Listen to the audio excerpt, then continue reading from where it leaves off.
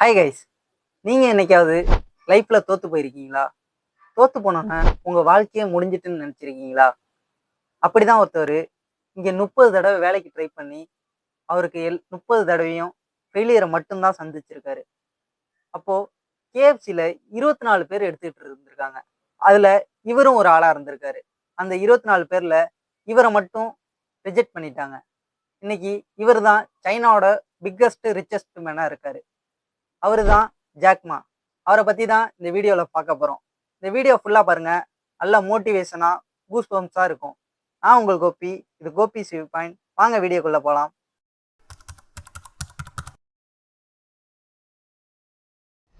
Jack Ma சைனால உள்ள ஹாங்ஜோங்கிற ஒரு சிட்டில தான் பிறந்து வளர்ந்தார். அவரு ஸ்கூல் படிச்சுட்டு இருக்கும்போது அவருக்கு இங்கிலீஷே சுத்தமா வரதில்ல. அவங்களோட டீச்சர்ஸ் எல்லாமே இவருக்கு இங்கிலீஷே சுத்தமா வர மாட்டேங்குது, உங்க புள்ள வேஸ்ட்டு அப்படின்னு சொல்லியிருக்காங்க. இவரு ஸ்கூல் படிக்கும் போதே அந்த ஸ்கூல்லையும் டிஸ்கண்டினியூ பண்றாரு. அப்படின்னா ஃபெயில் ஆகிட்டே இருக்காரு. ரொம்ப ஃபெயில் ஆகிட்டு இருக்கிறதுனால அவங்க டீச்சர்ஸே வந்து உங்க பையன் ஒழுங்கா படிக்க மாட்டான், இவன் எதுக்குமே லாய்க்கு இல்லாதவன் அப்படின்னு சொல்லியிருக்காங்க. அதுக்கப்புறம் இவர் எப்படியாவது இங்கிலீஷை கத்துக்கணும்னு ஒரு ஆர்வம் இருந்தது. அதுக்கு என்ன பண்றதுன்னு இவருக்கு தெரியல. அவங்க ஊருக்கு பக்கத்துல வெளிநாட்டுல இருந்து ஃபாரினர்ஸ் எல்லாம் வருவாங்க. அவங்கள்ட்டயாவது போய் எப்படியாவது கத்துக்கணும் அப்படின்னு சொல்லிட்டு அவங்க வீட்டுல இருந்து சைக்கிள் எடுத்துக்கிட்டு கிட்டத்தட்ட 40 நிமிஷம் டிராவல் பண்ணிய அந்த ஃபாரினர்ஸை போய் மீட் பண்ணுவாரு. அப்ப மீட் பண்ணும்போது அப்ப கைடன்ஸ் எல்லாம் வேணும்ல அந்த ஊரை சுத்தி காட்டுறதுக்கு. அதுக்கு என்ன பண்றதுன்னா இவரு வந்து எப்படியாவது இங்கிலீஷை கத்துக்கணும்ட்டு நான் ஃப்ரீயாவே உங்களுக்கு கூட்டிட்டு போறேன்.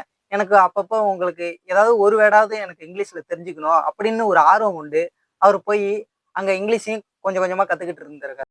ஒரு வழியா ஸ்கூலையும் இப்படியே முடிக்கிறாரு. முடிச்சதுக்கு அப்புறம் காலேஜ்ல போய் சேர்றதுக்காண்டி சுத்தி உள்ள ஃப்ரெண்ட்ஸ் எல்லாம் சொல்றாங்க, எந்த காலேஜ்ல நீ சேர போற அப்படின்னு சொன்னோன்னா, இந்த வேர்ல்டுல எந்த காலேஜ் பெரிய காலேஜ் அப்படின்னு கேட்டிருக்காரு. அப்ப உள்ள எல்லா பசங்களும் சொல்லியிருக்காங்க, ஹார்வர்ட் யூனிவர்சிட்டி அப்படின்னு சொன்னாங்க. சொன்னோன்னே இது பசங்க எல்லாருமே சிரிக்கிறாங்க. நீ எல்லாம் எப்படி போய் ஹார்வர்ட்ல படிப்ப? உன்னை சேர்த்து விட மாட்டாங்க அப்படின்னு சொல்லி கேலி பண்ணி சிரிச்சுக்கிட்டு இருக்காங்க. அப்ப இவர் என்ன சொல்லியிருக்காருன்னா, நான் எப்படியாவது போய் சேர்ந்துருவேன் அப்படின்னு சொன்னோன்னே, இவரும் போய் அப்ளை பண்ணி பண்ணி பண்ணி பார்க்குறாரு. இவர் ரிஜெக்ட் மட்டும்தான் பண்ணிக்கிட்டு இருக்காங்க. ஒரு வழியா இவர் எப்படியோ சேர்ந்துட்டாரு. அங்க போயும் ஃபெயில் மட்டும்தான் ஆயிட்டு இருந்தாரு. அப்போ காலேஜ்ல யாருமே இவர்கிட்ட பேசுறது கிடையாது. ஏன்னா இவரோட தோற்றம்லாம் அப்படி இருக்கு அப்படின்னு சொல்லிட்டு இவரோட யாருமே பேசவும் மாட்டாங்க. தூரத்துல இருந்து ஒரு பொண்ணு மட்டும் இவரை எப்பயுமே வாட்ச் பண்ணிக்கிட்டு இருப்பா. அதுக்கப்புறம் எக்ஸாமுக்காண்டி அவர் மறுபடியும் போய் ட்ரை பண்றதுக்காண்டி போறாரு. அப்பதான் ஒரு பொண்ணு வந்து அவருக்கு வந்து ப்ரப்போஸ் பண்ணுது. இவர் கேட்டிருக்காரு, நான் இப்படி இருக்கனே ஏன் என்ன பிடிக்குது அப்படின்னா, உன்னோட தன்னம்பிக்கை எனக்கு பிடிச்சிருக்கு அப்படின்னு சொல்றாங்க. சரி, கொஞ்ச நாள் கழிச்சு இவங்க 2 பேரும் கல்யாணம் பண்ணிக்கிறாங்க. கல்யாணம் பண்ணிட்டு ஒரு சின்ன கடைக்கு போய் வேலை பார்த்துக்கிட்டு இருக்காரு. அப்போ வந்து இவருக்கு வந்து பெருசா வருமானம் ஒன்றும் வராதனால அந்த பொண்ணு சொல்லியிருக்காங்க, இது நம்மளுக்கு பத்தவே பத்தல அப்படின்னு சொன்னோன்னா, அவரும் என்ன பண்றது அப்படின்னு தெரியாம இங்கேருந்து போய் போலீஸ்க்கு ட்ரை பண்ணியிருக்காரு. அங்க மட்டும் எல்லாரையும் செலக்ட் பண்ணியிருக்காங்க. இவரை மட்டும் ரிஜெக்ட் பண்ணியிருக்காங்க. என்னடா ஒரு மனுஷனுக்கு இப்படியா ரிஜெக்ஷன் வரணும் அப்படின்னு ஒரு தோணிக்கிட்டு மைண்ட் தாட்ல போய் உட்காந்துட்டாங்க. இவருக்கு வேற என்ன பண்றதுன்னே தெரியாம இருந்தாரு. இவர் மனசுல நினைச்சுக்கிட்டு இருந்தாரு, நம்ம ஸ்கூல்லயும் ஃபெயிலியரு, காலேஜ்லயும் ஃபெயிலியரு, அடுத்தது போலீஸ் எக்ஸாமுக்கு எழுதோம், அதுவுமே ஃபெயிலியர் ஆகுது. கடைசியில அப்பதான் சைனால வந்து கேஎஃப்சி வந்து அப்பதான் ஒரு கம்பெனி ஸ்டார்ட் பண்ணியிருந்தாங்க. ஸ்டார்ட் பண்ணும்போது அங்க வந்து ரிசோர்ஸர் கேட்டிருந்தாங்க. அப்போ வந்து 24 பேர் வேணும் அப்படின்னு சொல்லியிருந்தாங்க. அப்போ 24வது ஆளா இவர் உள்ள போறாரு. 23 பேரை செலக்ட் பண்ணி இவரையும் ரிஜெக்ட் பண்ணிட்டாங்க. இவருக்கு வேற என்ன பண்றதுன்னே தெரில. அதுக்கப்புறம் ஹோட்டலுக்கு போறாரு, அங்கேயும் ரிஜெக்ஷன். பேங்க்குக்கு போறாரு, அங்கேயும் ரிஜெக்ஷன்.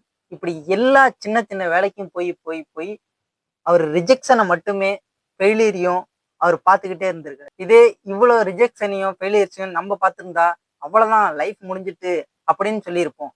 ஆனா ஜாக்மா என்ன சொல்றாருன்னா, this is not my end, this is my training அப்படின்னு சொல்லியிருக்காரு. அப்போதான் சைனாவுக்கு இன்டர்நெட் வந்து ஃபர்ஸ்ட் வருது. அப்போ ஒரு ஜாக்மாவுக்கு நல்ல ஒரு ஆப்பர்ச்சுனிட்டி கிடைக்குது. அவர் ஃப்ரெண்டு இங்கேருந்து நியூயார்க் போறதுக்கு இருக்காரு.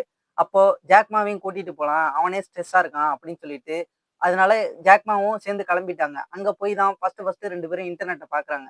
பார்த்தோன்னே இவங்களுக்கு ஒரே ஆச்சரியமா இருந்தது. என்னடா இது அப்படின்னு கேட்கும்போது, அவர் ஃப்ரெண்டுக்கு கொஞ்சம் கொஞ்சம் தெரியும் இன்டர்நெட்ட பத்தி.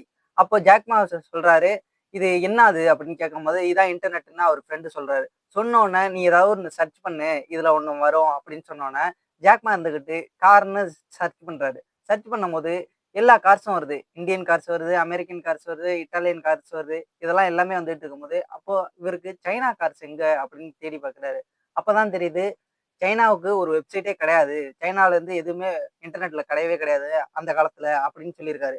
சொன்னோனே இவருக்கு ஒரே அப்பதான் ஒரு மைண்ட்ல ஏன் சைனாவ மட்டும் வர மாட்டேங்குது இன்டர்நெட்ல அப்படின்னு சொன்னோனே, எப்படியாவது நம்ப இன்டர்நெட்டுக்கு சைனாவ கொண்டு வரணும் அப்படின்னு சொல்லிட்டு அவர் ஃப்ரெண்ட போட்டு நச்சரிச்சு, எப்படியாவது ஒரு கோடிங் பண்ணு அப்படின்னு சொல்லி சொல்லியிருக்காங்க. இவர் ஃப்ரெண்டும் இவர் தொல்ல தாங்க முடியாம, அவர் ஃப்ரெண்டெல்லாம் புடிச்சு ஏதோ கோடிங் கண்டுபிடிச்சு வச்சுட்டாங்க. வச்சதுக்கு அப்புறம் என்ன ஆயிருக்குன்னா, இவங்களுக்கு சைனாவுக்கு ஒரு வியர்டான வெப்சைட்ட கிரியேட் பண்ணிட்டாங்க. கிரியேட் பண்ணதுக்கு அப்புறம் அவங்க என்ன பண்ணியிருக்காங்க, இவரும் வீட்டுக்கு போயிட்டாரு. இவரும் வீட்டுக்கு போனதுக்கு அப்புறம், இவர் ஃப்ரெண்டுக்கு மெயில் வந்திருக்கு. இது மாரி நெறைய பேரு மெயில் பண்ணியிருக்காங்க. இந்த வெப்சைட் நல்லா இருக்கு அப்படின்னு சொன்னோனே, உடனே இவர் ஃப்ரெண்ட் வந்து ஜாக்மாவுக்கு ஃபோன் அடிக்கிறாரு. ஜாக்மாவுக்கு ஃபோன் அடிச்சு, "டேய் இது மாரி நம்ம வெப்சைட் கிரியேட் பண்ணோம்லடா, அதுக்கு மெயில் வந்திருக்குடா" அப்படின்னு சொல்லியிருக்காங்க. அவரு இருந்துகிட்டு ஜாக்மா என்ன சொல்றாருன்னா, "மெயில்னா அப்படின்னா என்ன?" அப்படின்னு கேட்டிருக்காரு. அப்போ பாத்துக்கங்க, ஜாக்மாவுக்கு ஒரு மெயில்னா என்னன்னு கூட தெரியாம இருந்தாரு. ஜாக்மா வந்து அவர் ஃப்ரெண்டு கிட்ட என்ன சொல்றாருன்னா, "சரி இனிமே ஆன்லைன்ல தான் நம்ம பிசினஸ் பண்ணணும். அதான் ஃபியூச்சர் போல. நம்ம இதுலயாவது ஒரு தாட்டி ட்ரை பண்ணலாம்." அப்படின்னு சொல்லிட்டு இவங்க ட்ரை பண்றாங்க. அப்போ இவர் ஃப்ரெண்ட்ஸ் கிட்ட எல்லாம் போய் ஜாக்மா சொல்றாரு, "இது மாரி பிசினஸ் பண்ணலாம், ஆன்லைன்ல பண்ணலாம்." அப்படின்னு சொல்லும்போது, ஃப்ரெண்ட்ஸ் எல்லாம் சேர்ந்து சிரிக்கிறாங்க. "உனக்கு என்ன தெரியும் கம்ப்யூட்டர் நாலேட்ஜ்? அதெல்லாம் உனக்கு ஒண்ணுமே கிடையாது. நீ இதெல்லாம் எப்படி போய் பண்ணுவ?" அப்படின்னு சொல்லி அங்கேயும் அவர ரிஜெக்ட் பண்றாங்க. இப்படி எல்லாரும் சிரிச்சுட்டு இருக்கும்போது, ஜாக்மா மட்டும் தான் நம்புனாரு. நம்ம எப்படியாவது ஒரு நாள் ஜெயிப்போம் அப்படின்னு நினைக்கும்போது, அப்போ அந்த ஐடியாஸ்லாம் பிசினஸோட ஐடியாஸ்லாம் அந்த 20 ஃப்ரெண்ட்ஸ் கிட்ட ஷேர் பண்றாரு ஜாக்மா.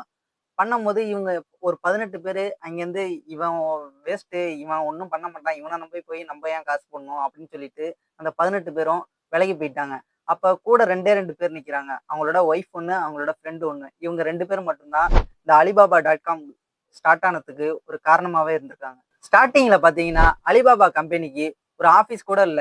சின்னதா ஒரு அபார்ட்மெண்ட்ல இடத்த புடிச்சு, ஒரு 17 பேர வச்சு தான் இவர் ஸ்டார்ட் பண்ணவே ஜேர்னிய தொடங்கியிருக்காரு. சரி எப்படியாவது கம்பெனிய போய் டெவலப் பண்ணணுன்ட்டு பேங்க்ல போய் லோன் கேட்க போனாரு. அப்பயும் ரிஜெக்ஷன் தான் பண்ணியிருக்காங்க. என்ன சொல்லியிருக்காங்கன்னா, லோன் குடுக்குறவங்க, உனக்கு என்ன தெரியும் டெக்னாலஜிய பத்தி? நீலாம் ஒரு ஆளா? உனக்கு என்னன்னே தெரியாது. ஒரு கம்ப்யூட்டர் நாலேட்ஜ் உனக்கு இருக்குமா? அதெல்லாம் கூட கிடையாது. நீலாம் என்ன எப்படி வந்து நீ ஒரு டாட் காம் நடத்தப் போற? அப்படின்னு எல்லாரும் அங்கேயும் அசிங்கப்படுத்தி ரிஜெக்ட் பண்ணிருக்காங்க. ஆனா ஜாக்மா என்ன சொல்லியிருக்காருன்னா, நம்ம எடுக்கிறது ரிஸ்க் தான். ஆனா ஹிஸ்டரிய கிரியேட் பண்ணோம் அப்படின்னு சொன்னோனே, பேங்க்காரங்களும் ஏதோ பேசுறான் அப்படின்னு சொல்லி லோன இவர நம்பி குடுக்குறாங்க. அவரோட கோல் என்னன்னா, ஸ்மால் பிசினஸா இருந்தாலும், பிசினஸ் வந்து பவர்ஃபுல்லா எல்லாருக்கும் தெரியணும் அப்படிங்கிறது தான் அவர் மைண்ட் செட்டாவே வச்சிருந்தாரு. 2003ல தான் அலிபாபாவுக்கு நல்ல ஒரு வாய்ப்பு கிடைச்சது. எப்படின்னா, அப்போ ஒரு பேண்டமிக் சிச்சுவேஷன் வந்தது. எல்லாரும் வீட்லயே இருந்த டைம் அது. அந்த நேரத்துல ஆன்லைன் பிசினஸ் வந்து நல்லா பூம் ஆயிட்டு இருந்த டைம். அந்த நேரத்துல அலிபாபா சைனாவோட அமேசானாவே மாறி இருந்துச்சு. அலிபாபாவோட வேல்யூ 200 பில்லியனா மாறுனுச்சு. ஜாக்மாவோட நெட்வொர்த் மட்டுமே 40 பில்லியனா மாறி இருந்துச்சு. ஜாக்மா என்ன சொன்னாருன்னா, எல்லாரும் பணக்காரன் ஆகணும் அப்படின்னு நினைங்க. உங்களோட கனவை காணுங்க. நீங்க இதனால பணத்த மட்டுமே நம்பி ஓட வேண்டாம். நீ கிரியேட் பண்ற வேல்யூ தான் உனக்கான மணிய குடுக்கும். ஃபெயிலியர எம்ப்ரேஸ் பண்ணுங்க. ரிஜெக்ட் ஆனாலும் பேசாதீங்க. ஒரு நாள் உங்க ஸ்டோரி தான் மில்லியன் பீப்புளுக்கு ஒரு இன்ஸ்பிரேஷனா இருக்கும். ஸோ ஃப்ரெண்ட்ஸ், நம்ம லைஃப்லயும் ஃபெயிலியர், ரிஜெக்ஷன், இன்சல்ட் இது எல்லாத்தையுமே பார்த்துருப்போம். ஒரு இங்கிலீஷ் டீச்சர் கிடையாது. போன இடத்துலலாம் ஜாப்ல ரிஜெக்ட் பண்ணி அனுப்பிட்டாங்க. இப்படி இருந்த ஒரு மனுஷன் இன்னைக்கு வேர்ல்டுல டாப் 20 லிஸ்ட்ல ரிச்சஸ்ட் மேனா இருக்காரு. இங்கிலீஷ் நாலேஜும் இல்ல, ஒரு கம்ப்யூட்டர் நாலேஜும் இல்ல. ஆனா அவர் தான் இன்டர்நெட்டுக்கு சைனாவுல ஒரு ராஜா மாதிரி இருக்கு. நம்மளும் ஜாக்மா மாதிரி ஒரு ரிஸ்க் பண்ண முடியும். நம்ம கிட்ட இருக்கிற ஒரு திங்க் தான் நெவர் கிவ் அப். நம்மளும் இந்த வாழ்க்கையில நிறைய ஃபெயிலியர்ஸ் எல்லாம் பார்த்துருப்போம். ஆனா நம்ம அதை நினைச்சு வருத்தப்பட்டுட்டு உட்காந்துட போறீங்களா? இல்ல ஜாக்மா மாதிரி திரும்ப திரும்ப முயற்சி பண்ண போறீங்களா? முடிவு என்னன்னு நீங்க தான் சொல்லணும். நம்மளால முடிஞ்சா என்ன வேணாலும் பண்ண முடியும். நம்ம அதுக்கு நம்மள நம்பணும். மத்தவன் அத சொல்றான், இத சொல்றான் அப்படின்னு கேட்டுட்டு போகாம, உங்களால முடியுமா? உங்களோட தன்னம்பிக்கை தான் உங்களுக்கு முக்கியம். நீங்க பண்றத பண்ணிக்கிட்டே இருந்தீங்கன்னா, ஒரு நாள் நீங்களும் ஆவீங்க ஜாக்மா. இது மாதிரியான வீடியோ வேணும்னா சேனலை சப்ஸ்கிரைப் பண்ணுங்க. அன்டில் தென் பாய். நான் உங்கள் குப்பி.